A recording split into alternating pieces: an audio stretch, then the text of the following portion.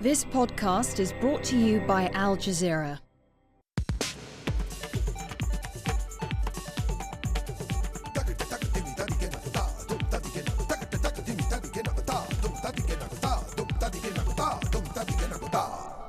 Hello and welcome. Is the United Nations and international community covering up a potentially fraudulent election in Afghanistan? Well, that question has become central in a debate over the validity of the voting that took place on the 20th of August. And the controversy has led to the firing of the American diplomat who held the number 2 post in the UN mission in Afghanistan for saying just that. Ambassador Peter Galbraith, who until last week served as Deputy UN Envoy to Afghanistan, says the organization failed to prevent fraud in the election and then failed to investigate the charges of fraud afterwards. He's joining us today from Bergen in Norway. Ambassador Galbraith's allegations have split the UN mission in Kabul down the middle and raised questions about the international community's agenda in Afghanistan.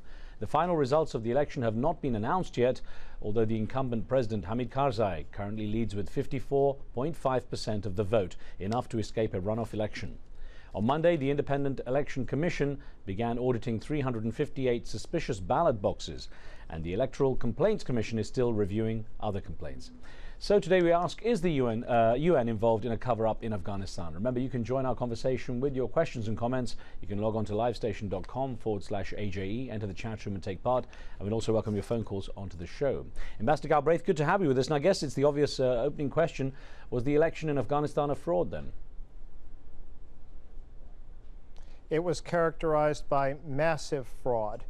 In the southern provinces, multiples of votes were recorded as compared to the numbers of voters who actually cast them. In some cases, 4 times as many votes were tabulated as voters went to the polls.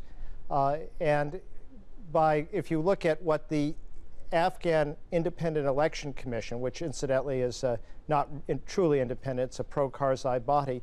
If you look at the criteria that they adopted and then abandoned, but by their initial criteria, up to 30% of the Karzai votes would be quarantined and suspicious. So, Ambassador, then, if is the United Nations actually covering up this fraudulency, if it's this fraud, if it's on the scale that you say, what would it also stand to get out of such a cover-up?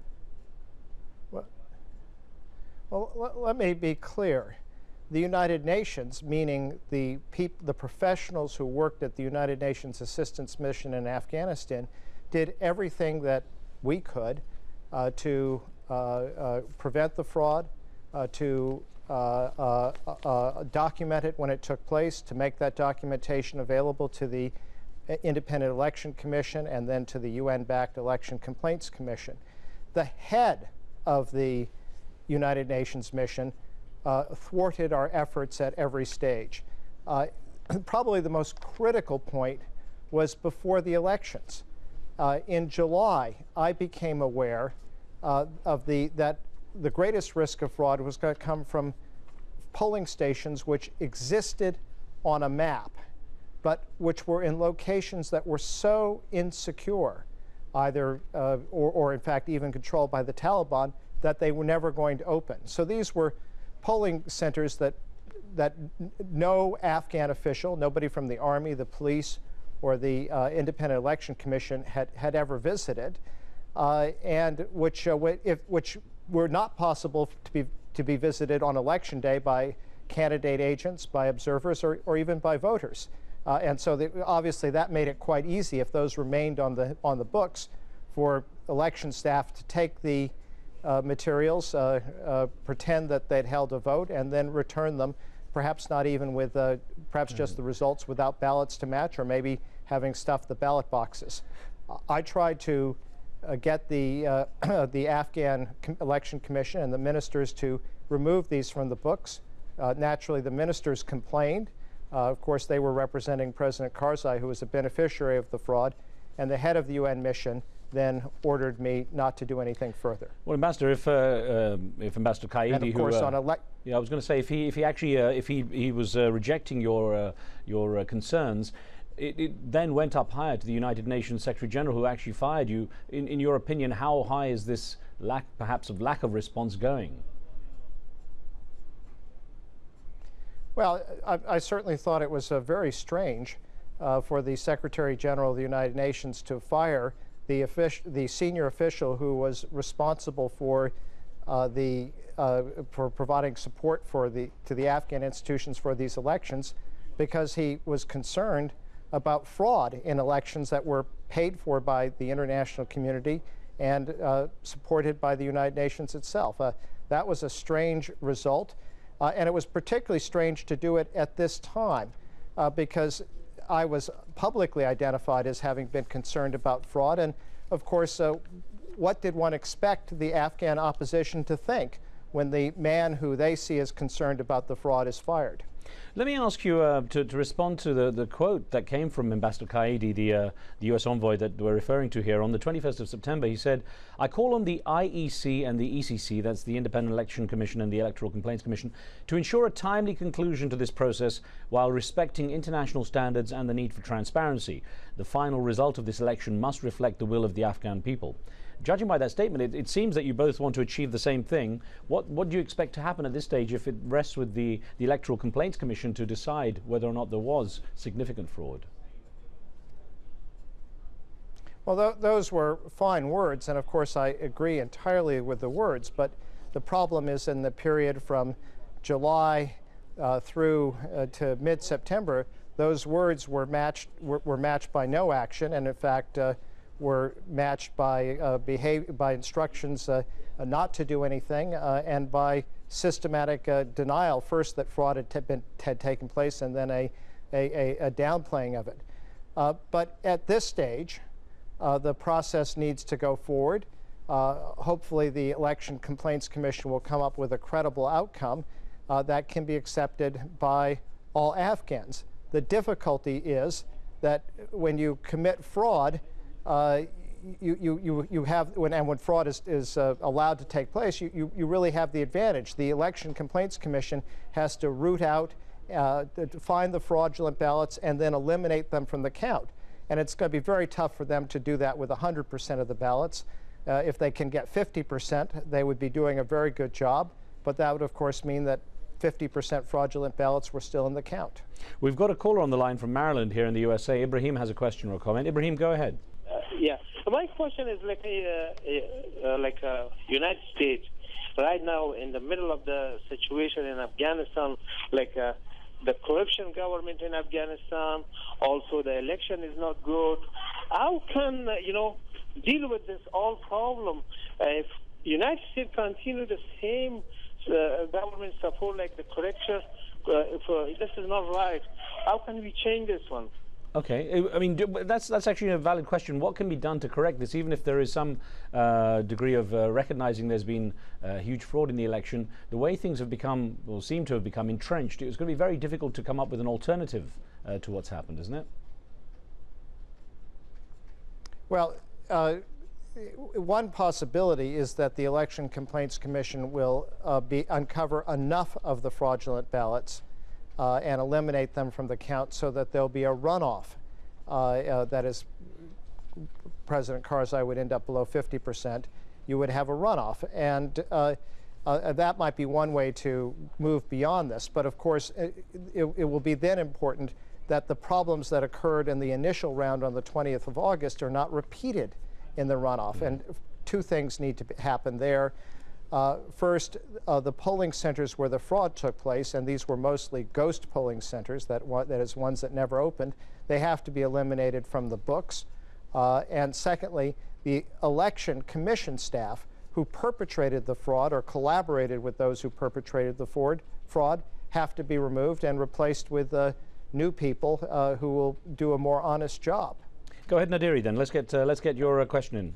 Yeah, the thing is, because my question is to your guest, United NY, and that he knew from previously, because George Mitchell, when he was appointed to the UN post, and Hamid Karzai refused him, and he appointed the UNNY Qaida. And because of that, he's taking his side. Previously, he knew that. Why he didn't put these concerns to Obama or other UN top, Ban Ki-moon or somebody else. It seems there's a very complex history to the whole appointment issue here as well, Ambassador. And I just want to get your take on the fact that we've got Richard Holbrooke, who's supposed to be, the envoy for the region. He's got his issues with Ambassador Qaidi, who's heading up the UN mission there. You've got the UN-US axis at odds here. Well, to some degree, they're at odds. But the fact is, the United Nations had the responsibility to support under the mandate, to support the Afghan institutions in the conduct of, and I quote from the Security Council resolution, free, fair, and transparent elections, not fraudulent ones. And frankly, the United Nations, or to be precise, the head of the UN mission in Afghanistan, fell down on the job. He chose not to do anything, and that made it very difficult for the United States or anybody else in the international community to be pursuing these issues, because under the Security Council resolution, this was really the job of the United Nations. Certainly Ambassador Holbrooke did raise the issue. He was deeply concerned about it. But again, the responsibility actually rested with Qaidi as the head of the UN mission. Ambassador, how do you regard the fact that other organizations observing the elections essentially gave it a sign-off and approval? Hardly. The European Commission, which had the largest observer delegation, also provided its estimate that there were 1.5 million fraudulent ballots, which was 25% of the total. The other observer missions also found huge problems. The Afghan government threatened to expel the head of the European Commission mission precisely because of its report. Well, Ambassador, we've got to take a very short break here. More questions for you in a moment. We'll be taking an instant poll in our chat room during the break, and today we ask, how credible was Afghanistan's election? You can vote and join the conversation with your questions and comments. Log on to livestation.com and enter the chat room where the debate's taking place right now. We'll be back in just a moment.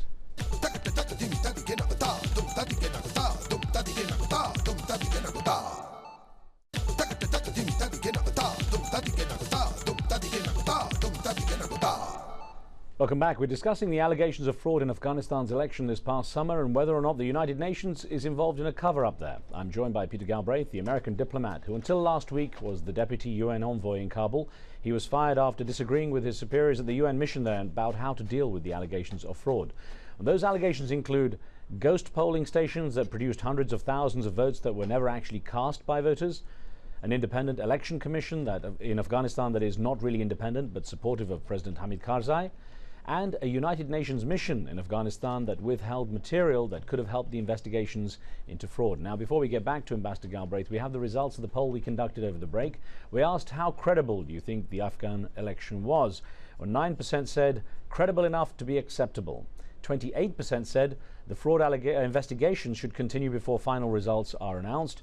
52% said the elections were a total sham, and finally 11% said not sure what to make of the allegations. Now, Ambassador, one thing, your differences with Ambassador Qaidi was they began before you actually even went to Afghanistan, when you were declared as the appointee, as the deputy, and he was immediately objecting. To what degree was that objection because the US was pushing for an American diplomat to take the second top position there in Afghanistan, do you think? I think he did have concerns about having an American, but of course the United States is the major supporter of the effort in Afghanistan. The Obama administration has put a great emphasis on working with the UN, so it was quite natural that they would want a senior American. I think it's also fair, though, that when I was proposed, Ambassador Qaidi responded favorably his conversation with Ambassador Holbrooke, because he knows me. We've been friends since 1994. Actually, I'm here in Norway because my wife and children are Norwegian, and I was introduced to her by Qaidi. So this was a long-standing friendship, and what has happened here has been an ongoing disagreement about policy, which of course I'm sure has done damage to the friendship, but it is a policy disagreement about how to respond to this very serious problem of fraud in the Afghanistan elections. We've got Jorge on the line from Albania. Good to hear from Albania. What would you like to ask, Jorge? Hello, great show. Ambassador, thank you for your courage. what are the chances of Karzai winning in a runoff? And does the international community have any reason to fear the results of a runoff? Okay. Jorge, first, this is not about who should become president of Afghanistan. It is simply that the next president should be chosen by actual voters and not by fraud. But of course, President Karzai is popular in large parts of the country. I think if there hadn't been fraud, he still would be ahead of Abdullah by a significant margin, and he may well win an honest runoff. But that's not really the issue. The issue here is to simply let the Afghan people have their votes counted, and only votes that were counted by real people. Well, Ambassador, we had a couple of questions here from viewers who sent us questions on Facebook. The first one from Emmanuel Botelho. I'll put this one to you first. Emmanuel Botelho says, why should we trust the implementation and supervising of democracy to a US-controlled organization like the UN when the US clearly has double standards regarding democracy? And this one that came in from Ninve Albazi, also through Facebook, says, do you believe the UN is one-sided, favoring only what the West wants for Afghanistan? Now, I wonder if these questions reflect how some see the UN's mission as tainted in Afghanistan because of the US influence. Well, I think it's actually a very strange question to suggest to suggest that it's because of the U.S. that the UN is untrustworthy. After all, I'm spent my career in the U.S. government. I'm a former American ambassador, and I'm the one who's been recalled for what? For wishing to have, for raising the issue of fraud, for wishing the United Nations to do something about fraud. And it was a Norwegian who was the one who pushed so hard for my removal. So I think it's wrong to think of the United Nations as an American-dominated institution. And even if they're Americans like me in the institution, I took an oath to the organization to be a good international civil servant, and I tried very hard to fulfill the mandate that the United Nations gave me, which was to support free, fair, and transparent elections, not fraudulent ones. Okay, we've got Abdul in the United Kingdom with a question. Abdul, thanks for being with us. What would you like to ask? Yeah, thank you. Well, the concern Mr. Peter has is quite respectable, but in the meantime, sometimes ordinary Afghans feel that the motives behind his position is very similar to the concerns of Mr. Abdullah. So, what is the key motivation Mr. Peter have behind the transparency or like the fraudulent case of election? Could you clarify that, please?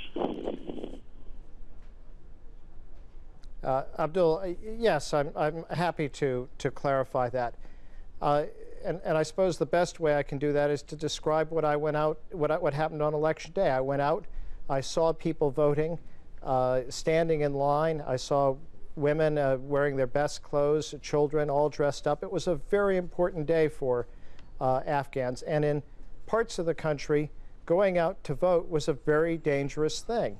And so I think the people who went out and actually voted were entitled to have their votes honestly counted and not to have the result diluted by the addition of hundreds of thousands or million of fraudulent ballots. And it's as simple as that. It's not about whether Dr. Abdullah becomes president or Hamid Karzai or any third person. It's simply about having an honest election. In advance of the election, I tried to get these ghost polling stations removed from the books. After the election, I tried to have the evidence of fraud presented to the Election Complaints Commission. And at a critical stage, all I did was to ask that the Independent Election Commission stay with its published procedures, which were to exclude obviously fraudulent ballots from the final tally. I don't think those were very radical positions at all. To what degree, Ambassador, to what degree does this play into the hands of the Taliban, who now can look at what's going on and say that the West is interfering and that it has an agenda that is not necessarily to the benefit of the Afghan people? Well, these elections were meant to be a milestone on Afghanistan's path to democracy and stability, the second democratic elections in the history of Afghanistan for president. And they turned out to be quite the opposite. Because of the fraud, they've been a source of instability. They risk undermining the credibility of whatever Afghan government emerges. They clearly are diminishing international support in the United States and in Europe for having troops or increasing the number of troops in Afghanistan. So this whole process has turned out to be an enormous victory for the Taliban. And that's exactly why I think that the United Nations and the international community had a right and a responsibility to intervene, first to prevent the fraud and then to take steps to deal with it once it took place. This was not interference in Afghanistan's internal affairs. This was election that the international community paid for and which was just critical to the success of a mission which involves more than 100,000 troops from the United States and its allies. We've got less than a minute here, actually about 30 seconds for you to answer this question from Facebook from France by Yuna Guillamot from Strasbourg, who says, how do you propose the UN or anyone else put Afghanistan back on the democratic track after so many years of conflict? Is there anyone free enough of corruption and or the influence of other countries to lead Afghanistan towards peace and prosperity? The question is, I guess, can Afghanistan be fixed and how? Just a quick thought.